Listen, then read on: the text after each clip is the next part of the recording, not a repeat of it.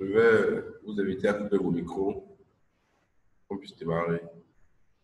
Je crois que c'est bon. Monsieur Freddy, Monsieur Larry, Monsieur Techno, Monsieur Bar. Bonjour à tous. Nous allons commencer aujourd'hui avec la parité Euro-CHF. On avait parlé de Euro-CHF hier, d'accord?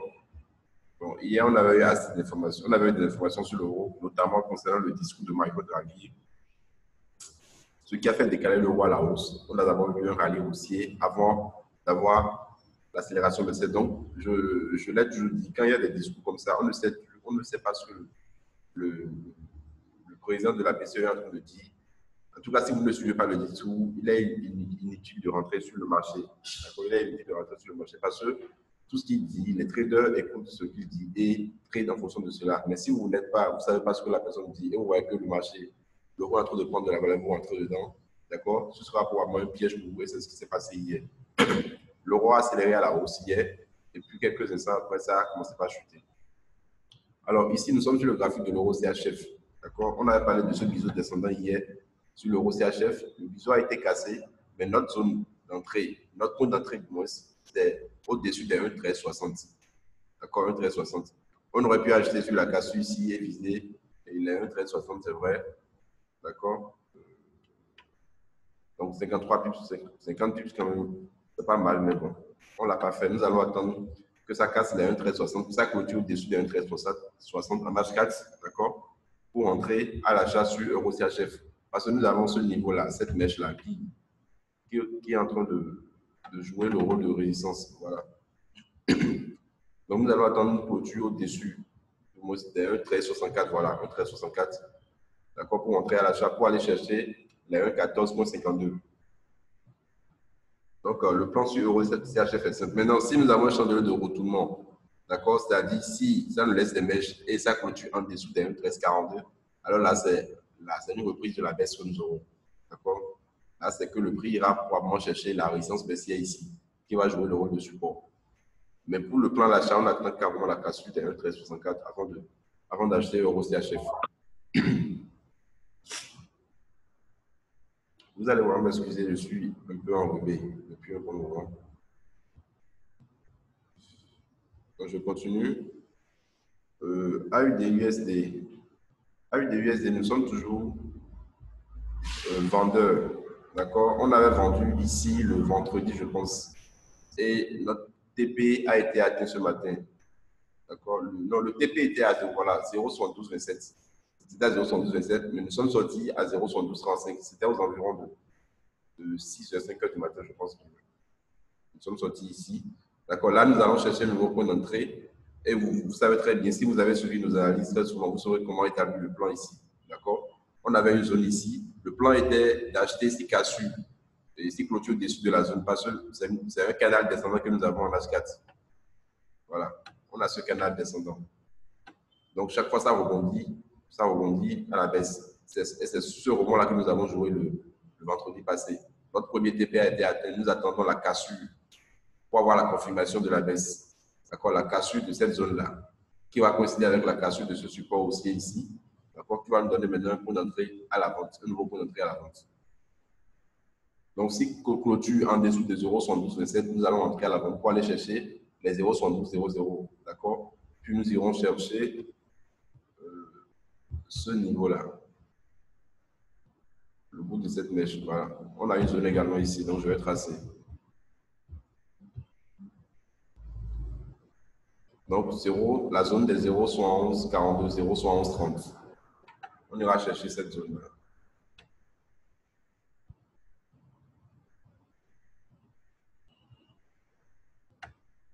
Voilà.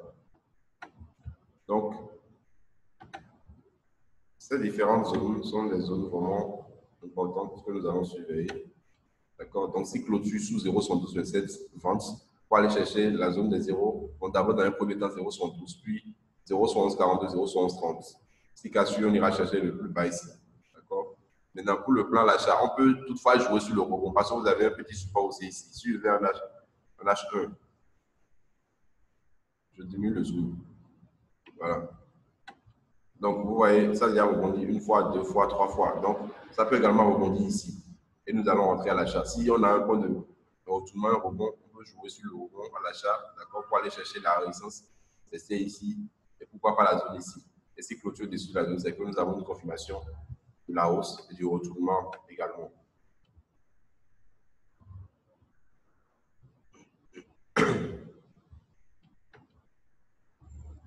Alors, on va continuer.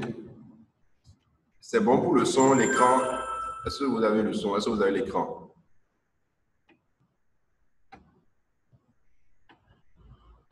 Vous pouvez écrire dans la fenêtre de conversation. Est-ce que c'est bon pour le son? Est-ce que c'est bon pour l'écran? Est-ce que vous voyez l'écran?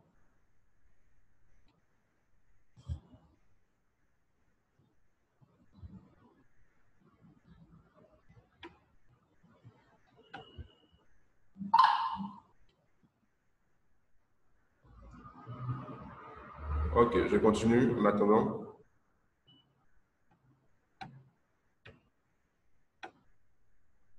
Donc, le plan sur Euro UD, on va surveiller ce plan-là. D'accord? Nous avons que notre premier TP ici, nous allons attendre.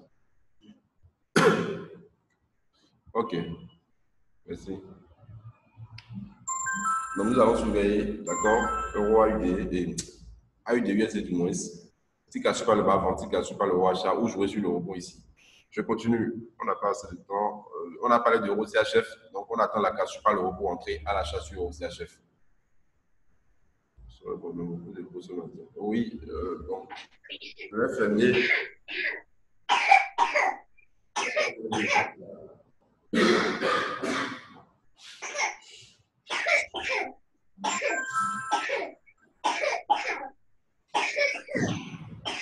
pouvez couper le son, s'il vous plaît, et votre micro. C'est bon. Donc, je continue avec Euro AUD. Bon, Euro AUD ici, Euro AUD est en train de casser cette résistance. Sinon, là, il y a eu la cassure même. Là, je suis en achat. Je vais enlever.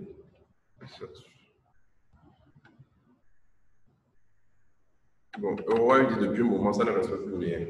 D'accord, ça ne respecte plus rien parce que, vous voyez, on avait ce double top ici.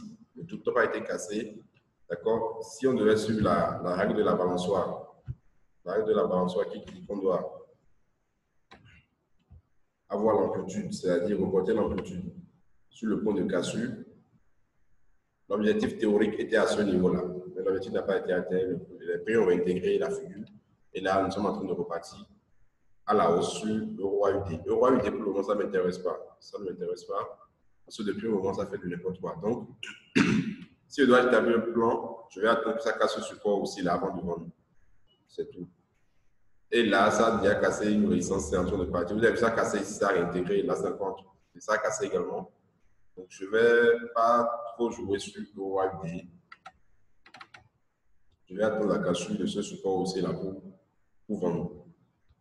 Donc, c'est tout ce que maintenant je peux voir. Peut-être j'ai quelque chose ici. Bon, on ira probablement chercher cette résistance-là. C'est fort probable. Mais je ne vais pas jouer sur ça. Je ne vais pas jouer sur ça. Il y a la résistance en haut, la résistance restée ici, que les prix vont probablement chercher. Donc, nous allons attendre peut-être jouer sur le rebond à la baisse. AUDNZD, toujours le même plan. Donc, vous voyez, AUDNZD est en forte consolidation. D'accord? Il y a le support là qui ne cède pas. Chaque fois, ça repousse le prix à la hausse. Chaque fois, ça repousse le prix à la hausse. Donc, on avait pris le premier TP hier, je pense, 1,0915. On avait acheté à 1,0884. On a pris à 1,0915.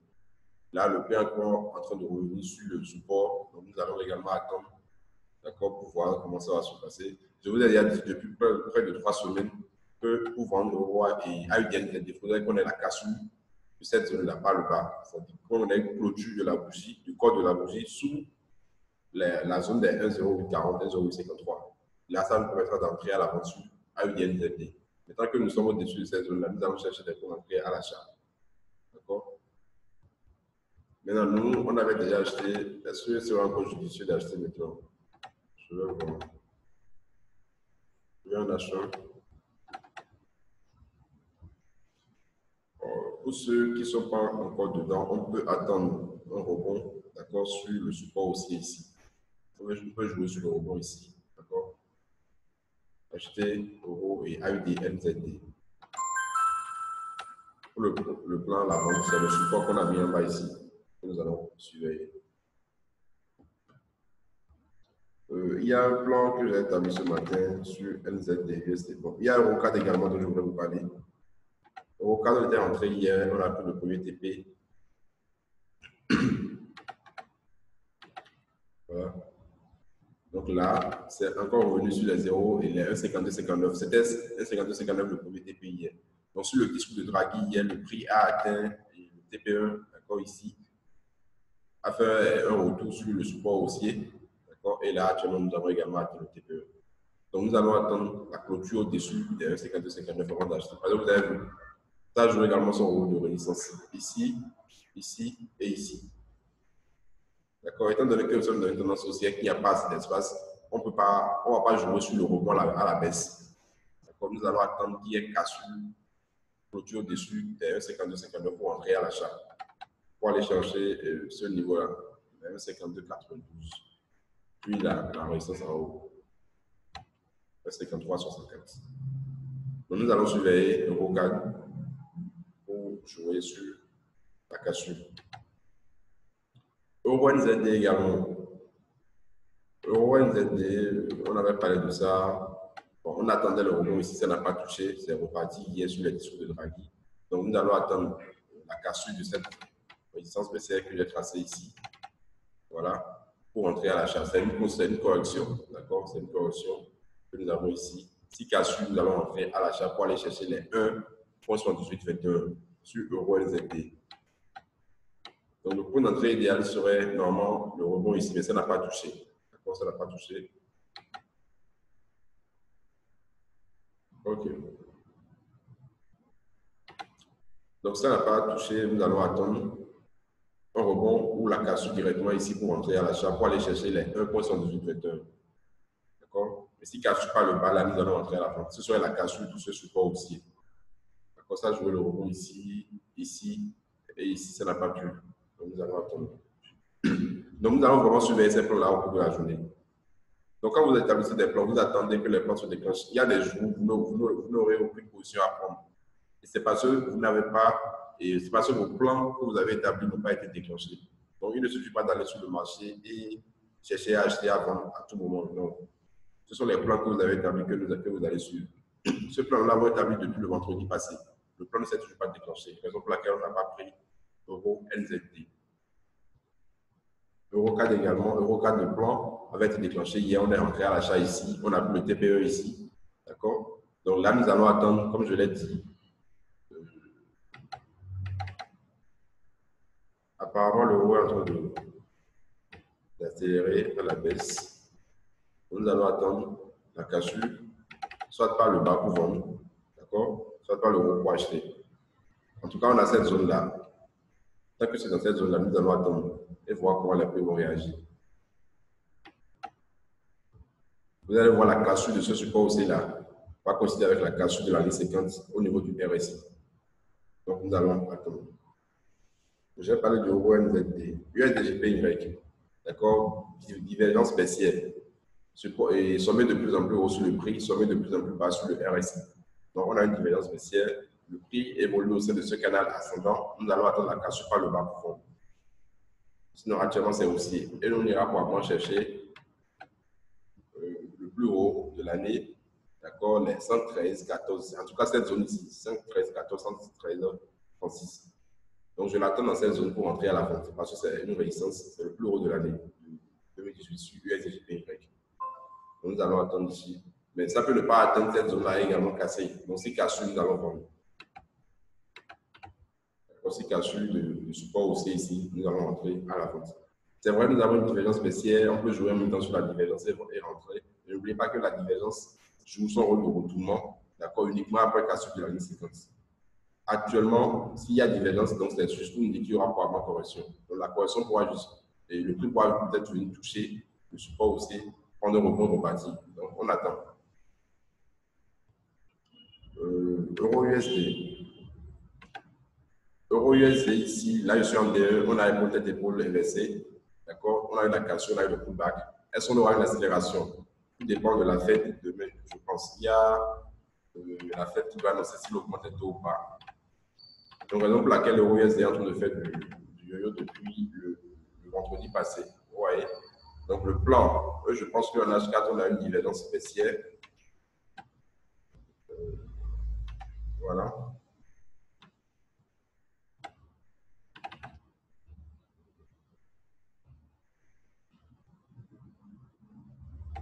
On a une divergence baissière en H4. Donc, le plan serait juste d'attendre que ça casse la 1,18 avant d'entrer à l'achat. Et 1,1814 du moins avant d'entrer à l'achat. Ou ça casse ce support aussi avant d'entrer à la vente. Donc, euro USD ne m'intéresse pas trop. Je vais peut-être jouer sur le rebond ici, quand ça viendra toucher le support. Comme ça l'a fait ici, ici, ici. D'accord? Quand ça va toucher le support, je vais peut-être jouer sur le rebond et acheter. Mais pour la vente, il faudrait que ça casse le support. Et on peut également jouer sur le rebond à la vente, dans la zone des 1,18, 1,1814. Donc, je ne suis pas vraiment intéressé par euro USD actuellement.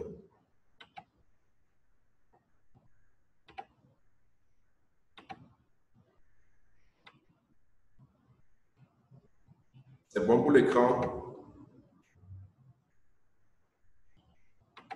Oui, c'est bon. OK.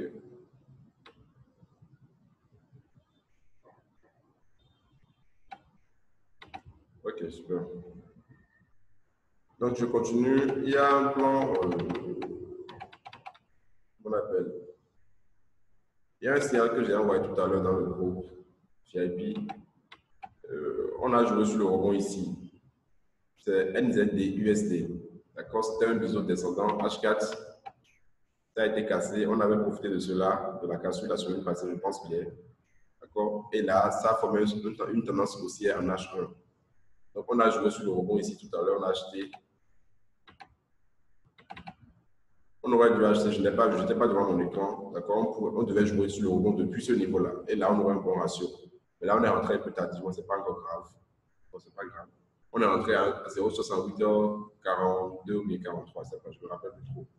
Donc, nous sommes à l'achat sur NZD-USD. Le stop est placé sous le support haussier. Je crois que c'est à 0,6620. Le stop est placé à 0,6620. Et le TPE à 0,6682. Donc, on veut juste jouer sur le rebond. Vous voyez, ça rebondit une fois, deux fois, trois fois. Donc, quatrième fois, également, on a acheté ici. D'accord? Mais si ça clôturait en dessous, là, nous allons sortir et prendre une vente. Maintenant, il y a à ce niveau-là. Voilà.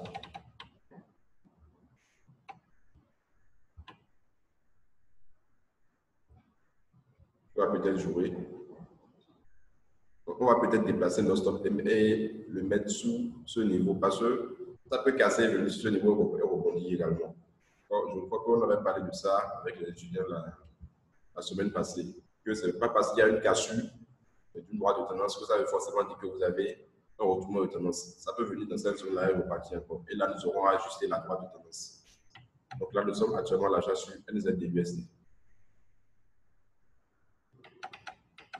AUD-CHF également. Voilà. AUD-CHF également, nous sommes à l'achat. Nous avons joué sur le rebond ici. On a eu la cassure de la résistance baissière, pullback. Donc là, nous sommes en train d'avoir, ce n'est pas encore une accélération, c'est juste une consolidation, mais nous sommes à l'achat. Nous sommes au-dessus de ce support aussi là. Donc c'est peut-être un début de tendance. Long terme, on ne sait pas, mais nous avons acheté AUD-CHF. Le premier TP, c'est ce niveau-là, 0,7026, 0,7030, je pense. Donc s'il casse de ce niveau, alors là, on risque d'avoir vraiment une accélération haussière sur AUD-CHF. Donc tant qu'on est au-dessus de ce support haussier, nous restons acheteurs sur AUD-CHF. Bon, je crois que c'est tout ce que j'ai préparé pour vous. D'accord? J'ai cours avec les étudiants du CBT tout à l'heure à 10h. Donc, vous avez encore 5 minutes pour poser toutes vos questions. Si vous avez des parités dont vous aimeriez avoir des analyses, je suis à l'écoute. Pour ceux qui sont venus en retard, la vidéo sera mise en ligne sur notre chaîne YouTube L'Analyse D ici 1 heure.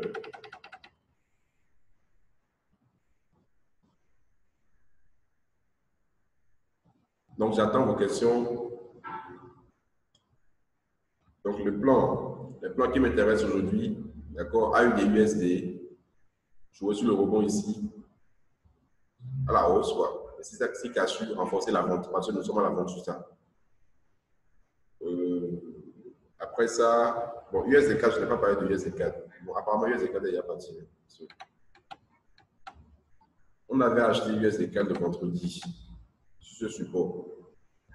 Je vais remonter un peu le support.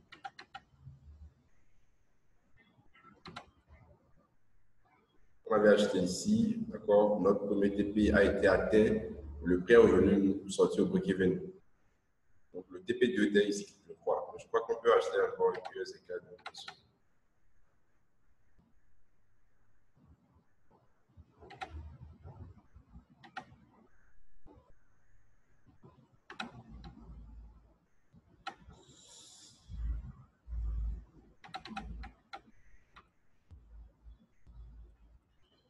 Je crois qu'il n'est pas impossible d'entrer sur USD4 pour aller chercher les 1,30. D'accord, les 1,3000 ici. On avait joué sur le rebond ici, parce que ça a rebondi ici une fois. Donc, on a joué également sur le rebond ici, vendredi passé. Le TP1 était 1,29, c'est quand ça a été touché. Mais là, est-ce qu'on peut rentrer encore? Je crois qu'on est en train d'avoir la cassure de cette résistance-là. Là, il y a 9,18. Et ça nous déjà cassé. Le souci, c'est qu'il y a assez de mèches. Il y a trop de mèches dans la zone ici. C'est ça qui bloque. Ouais, il y a trop de mèches. C'est pas trop clair, mon niveau. Donc, je vais m'assurer pour le moment. Je vais voir.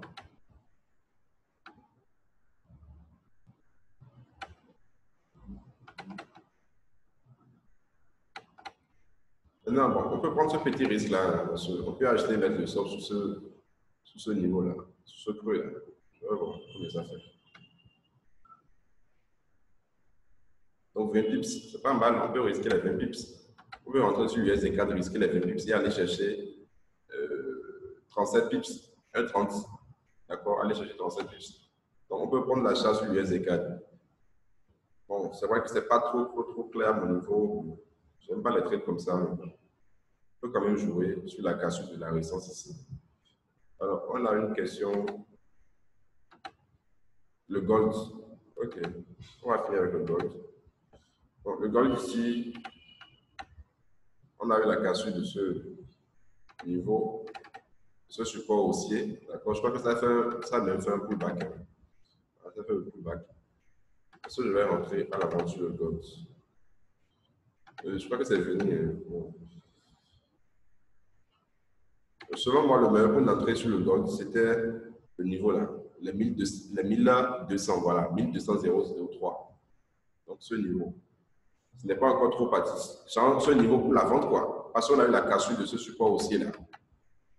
D'accord? Ça vient toucher le premier TP ici. Ça repart, comme je vous l'avais dit dans le cassure, ça vient sur le dernier creux et ça repart. Je vais voir. Normalement, on devait vendre depuis les 1200. Est-ce qu'on va vendre maintenant? Je viens rapidement. Je vais voir.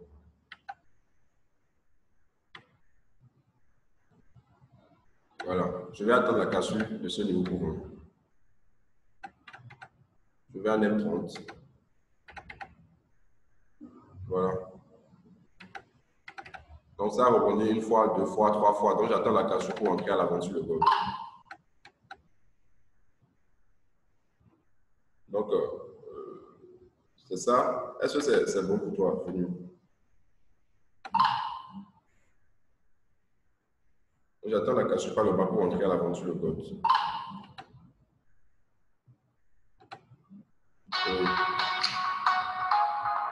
Ok, on va s'arrêter là pour aujourd'hui. Je vais vous donner rendez-vous à 12h55 avec Ken pour le rendez-vous du day trader. Donc, pour ceux qui sont venus en retard, vous allez retrouver la vidéo sur notre chaîne YouTube de l'analyste d'ici 1 heure. Et donc, j'ai un coup tout à l'heure à 10h, donc je vais vous laisser. On se dit à tout à l'heure alors. Passez une très bonne journée.